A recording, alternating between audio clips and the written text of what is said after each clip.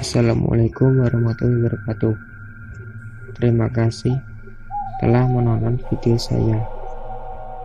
Namun, sebelum lanjut, bagi yang belum subscribe, silahkan klik tombol subscribe dan nyalakan tombol loncengnya agar kalian tidak ketinggalan apabila saya upload video baru.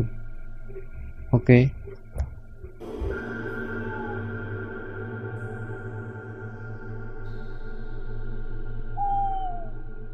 Sunan Kalijaga diperkirakan lahir pada 1450 dengan nama asli Raden Said, putra dari seorang adipati Tuban bernama Temanggung Wilatikta atau Raden Sabur.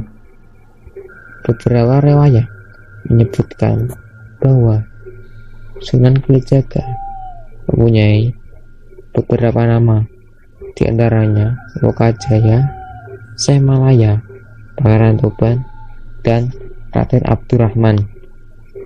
Dibandingkan dengan wali lainnya, Sunan Kalijaga terlihat sedikit berbeda dalam hal penampilan dan cara berdakwah. Kesehariannya, Sunan Kalijaga lebih sering mengenakan pakaian serba hitam dengan belangkon khas Jawa dalam berdakwah untuk mengenalkan Islam kepada masyarakat.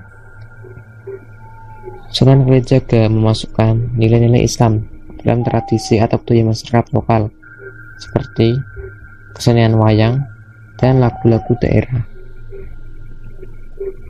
Sunan Kalijaga muda, Raden Said, pernah kedapatan mencuri gudang yang menyimpan hasil bumi milik kadipaten dan membagikannya kepada rakyat miskin kala itu. Hal ini dilakukan karena keprihatinan beliau melihat kesengsaraan rakyat yang terbebani upeti tinggi saat musim kemarau.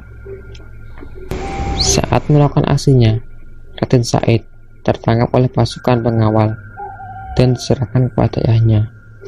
Sebagai bentuk hukuman, Raden Said dilarang untuk ke rumah. Seakan tak pernah jera, tiap malam Raden Said terus mencuri rumah-rumah bangsawan yang kaya dan belit.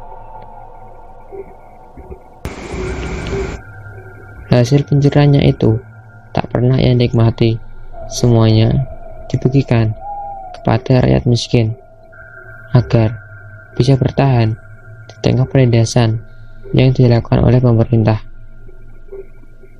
Raden Said dikenal sebagai sosok yang kuat penuntut ilmu. Dikisahkan saat dalam perjalanan, Raden Said pernah mencoba merampok seorang kakek tua yang berjalan sendirian dengan tongkat emas. Beliau belum tahu jika sosok tersebut adalah Sunan Bonang. Saat merampok, Sunan Bonang menunjukkan kesaktiannya dengan mengubah benda-benda di sekitarnya menjadi emas. Raden Said takjub dan meminta izin untuk menjadi murid Sunan Bonang. Sunan Bonang pun mengiyakan dengan syarat Raden Said bersedia menjaga tongkat emas yang sedang dibawanya. Raden Said menyanggupi tongkat emas ditancapkan di sebuah pinggiran kali sungai di daerah Cirebon. Karena ketekunannya menjaga tongkat Sunan Bonang di pinggiran kali ini, Raden Said diberi julukan sebagai Sunan Kalijaga. Semasa hidupnya, Sunan Kalijaga tercatat pernah menikah dengan Dewi Saran, putri dari Sunan Bonang. Dari hasil pernikahannya, beliau dikaruniai 3 orang anak, yaitu Raden Umar Said, Sunan Muria, Dewi Rukayu, dan Dewi Sofiah. Hidupnya dihabiskan untuk menyebarkan agama Islam di wilayah kekuasaan Kerajaan Demak. Sunan Kalijaga juga memiliki andil besar dalam pendirian Kerajaan Demak.